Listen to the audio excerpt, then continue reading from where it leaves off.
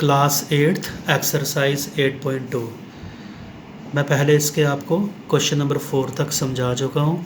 आज हमने question number 5 करना है, तो ध्यान से समझना है इसको क्या क्वेश्चन कहते हैं।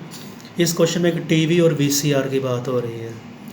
जैसे आजकल सीडी प्लेयर होते हैं ना, तो कुछ समय पहले, आज से कोई 10-15 साल पहले वीसीआर हुआ करते थे। वीसीआर और TV, a VCR and TV were bought for ₹8,000 each. 8,000 का VCR खरीदा गया और 8,000 का ही टीवी भी खरीदा गया। ठीक है। The shopkeeper made a loss of 4% on VCR। VCR के ऊपर शॉपकीपर को नुकसान हो जाता है 8% का, और टीवी पे उसको क्या होता है, फ़ायदा हो जाता है। जब वो बेचता है ना टीवी को, तो टीवी पे उसको 8% का फ़ायदा होता है। नुकसान क्या हुआ 4% का, किसके ऊपर, VCR के ऊपर, और प्रॉफिट हुआ 8% किसके ऊपर, टीवी के ऊपर। आपको ये बताना है कि इस पूरी ट्रांजैक्शन में उस दुकानदार को ओवरऑल उसको गेन हुआ या लॉस हुआ। ये देखने के बाद कि ओवरऑल उसको गेन हुआ या लॉस हुआ, उसके बाद कितने % गेन या कितने % लॉस हुआ वो भी निकालना है। तो चलो इस क्वेश्चन को करते हैं। इसके 2 केस बना के कर लेना इसको। क्वेश्चन सिंपल है, बहुत लेंथी है, स्टेप बाय स्टेप इसको समझते जाओ। हम बात करते हैं पहले फॉर VCR की बात कर लेते हैं। ठीक है, ये VCR लिखा। आप देखो कॉस्ट प्राइस देख लो, खुद कितने का पड़ा, 8,000 का। उधर से ही लिख रहा हूँ मैं। जब इसको बेचा तो बेचने पे क्या हुआ था, लॉस हुआ था। कितना हुआ था लॉस, 4% का लॉस हुआ था। कहाँ से ये वैल्यूज़ आ रही है, क्वेश्चन में ही ये दी थी। तो हम इसकी SP निकालेंगे। तो देयरफॉर SP सेलिंग प्राइस कितने का बिका ये, इसका फार्मूला याद रखना आपने। पहले पिछले क्वेश्चंस में भी मैं ये फार्मूला आपको बता चुका हूँ। वो क्या होता है, 100 minus loss divided by 100 multiply CP। अगर गेन हुआ होता तो क्या लिखता, 100 प्लस गेन लिख लेता, लेकिन ये लॉस हो रहा है तो क्या लिखूँगा मैं, 100 माइनस लॉस को डिवाइड करना 100 और फिर पूरे को मल्टीप्लाई कर देना CP के साथ। चलो करो इसको। ये लिखा 100, लॉस कितना हुआ 4 का, डिवाइडेड बाय 100 मल्टीप्लाई CP कितनी थी 8,000। 100 में से 4 माइनस किया तो कितना हो गया 96, डिवाइडेड बाय 100 मल्टीप्लाई ये 8,000 आ गया। 1020 1020। अब क्या करना है आपने, 96 को मल्टीप्लाई करना है किसके साथ, 80 के साथ मल्टीप्लाई करना है। तो ये मल्टीप्लाई किया तो ये देखो आया 7,680। हाँ तो ठीक है, लॉस ही हुआ बेचारे को।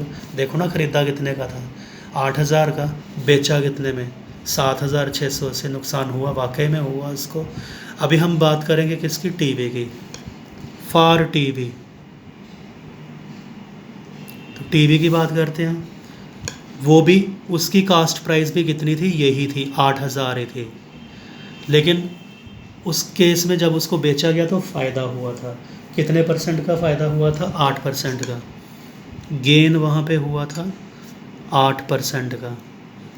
तो वहाँ पे भी आपको SP निकालनी है। देयरफॉर SP सेम फार्मूला, लेकिन सिर्फ प्लस गेन कर देना है, divided by 100 and multiply CP। तो करेंगे हम 100 प्लस गेन कितना 8 का हुआ था, डिवाइडेड बाय 100 मल्टीप्लाई CP 8,000। ये 0 गए। अगले स्टेप में कर सकते थे, मैंने पहले ही कर दिया, कुछ नहीं होता, मर्ज़ी आपकी, अभी भी कर सकते थे।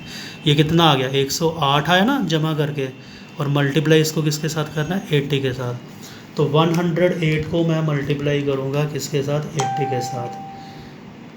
तो ये देखो कितना आ गया, ये आ गया 8,640 रुपीज़ में।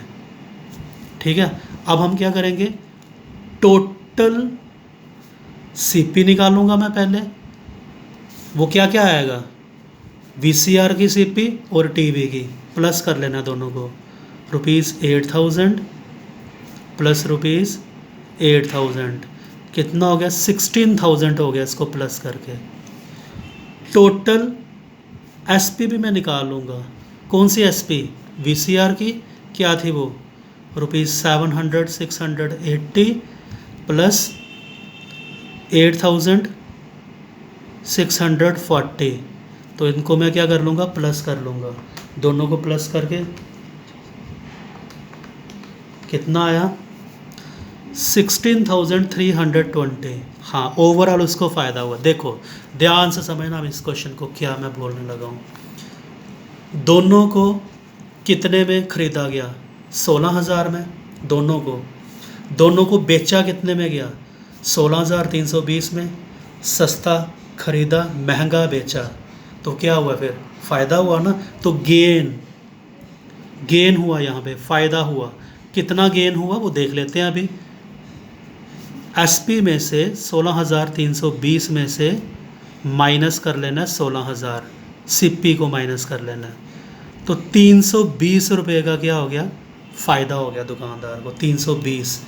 ये तो रुपीज़ में आया गेन। अब गेन परसेंट में निकालना है, तो गेन परसेंट, फार्मूला याद रखना, गेन को डिवाइड करना होता है सीपी के साथ और मल्टीप्लाई करना है किसके साथ, 100 के साथ। क्या, गेन को डिवाइड करना है हमेशा सीपी के साथ, लॉस होता तब भी सीपी से ही करते, और मल्टीप्लाई 100। तो गेन कितना आया था यहाँ पे, 320 रुपये का। सीपी टोटल कितनी थी, 16,000, और मल्टीप्लाई करना है 100 के साथ। 1 2 0 1 2 0, एक और ज़ीरो बचा है उसको इसके साथ कर दो, 16 1 ज़ा 16, 16 2 ज़ा 32। तो 2% का उसको ओवरऑल पूरी इस ट्रांजैक्शन में, पूरे लेन देन में कितना उसको फ़ायदा हुआ, 2% का फ़ायदा हुआ। ठीक है, तो ये क्वेश्चन नंबर 5 था। अब हम क्या करेंगे, क्वेश्चन नंबर 6 भी कर लेते हैं, छोटा सा ही है वो आपको बताता हूँ मैं।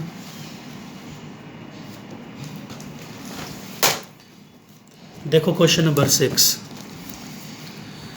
ड्यूरिंग ए सेल, एक सेल के दौरान एक शॉप ऑफर्ड करती है 10% का डिस्काउंट, किसके ऊपर, on the marked price of all item. What would a customer have to pay for a pair of jeans marked at 1,450 and 2 shirts marked at ₹850। तो एक कस्टमर ने जीन खरीदी है, कितने में, 1,450, और 2 शर्ट्स खरीदी हैं, हर एक शर्ट कितने की है, 850 रुपये की। ठीक है, एक पेयर जीन्स का खरीदा है, एक पेयर जीन्स में एक ही जीन आएगी, ठीक है, और उसमें 2 शर्ट्स भी हैं। तो देखते हैं उसको कितने का बिल पे करना पड़ेगा। 10% डिस्काउंट भी तो है ना, तो डिस्काउंट में क्या किया जाता है, जो भी इसकी मार्केट प्राइस होगी ना उसमें से 10% निकाल करके उसको माइनस कर देना है। तो चलो इसको देखते हैं क्या है ये क्वेश्चन नंबर है ये 6।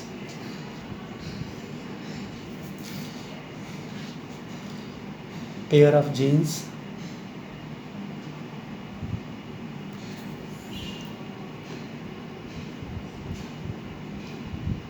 marked price of jeans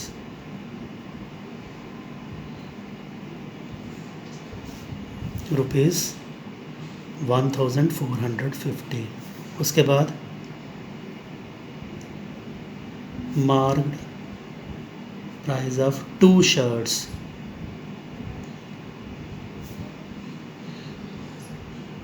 एक की कितनी दी हुई है, 850 रुपये, 2 है, इसको 2 से मल्टीप्लाई कर देना है।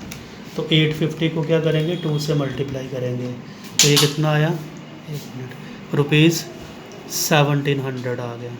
ठीक है, अब टोटल मार्केट प्राइस निकाल लो, टोटल मार्केट प्राइस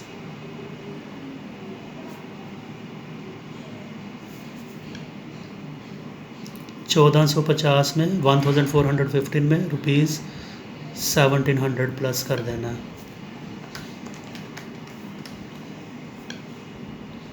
$3150 आ गया, ये मार्क प्राइस आ गई। अब डिस्काउंट क्या था? 10%।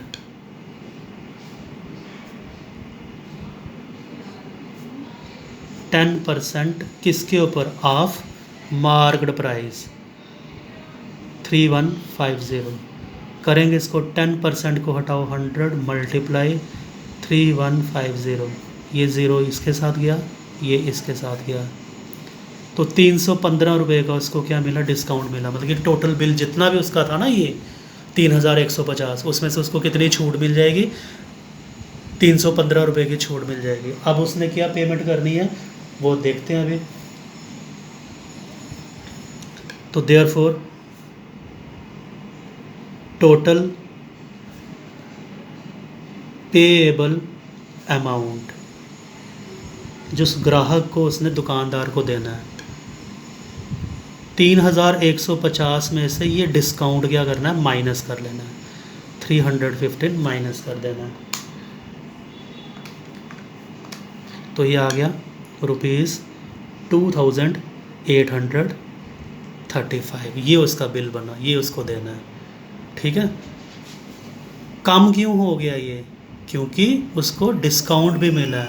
तो डिस्काउंट पे चीज़ हमेशा क्या होती है? कस्टमर को थोड़ी सस्ती मिलती है। जो भी मार्क्ड प्राइस होगा, जितने प्रतिशत डिस्काउंट होगा तो उतने % डिस्काउंट को माइनस करके वो उस कस्टमर का पेएबल अमाउंट बनता है। तो क्वेश्चन नंबर 5, 6 को ध्यान से समझ लेना और कापियों पे भी नोट कर लेना। ओके।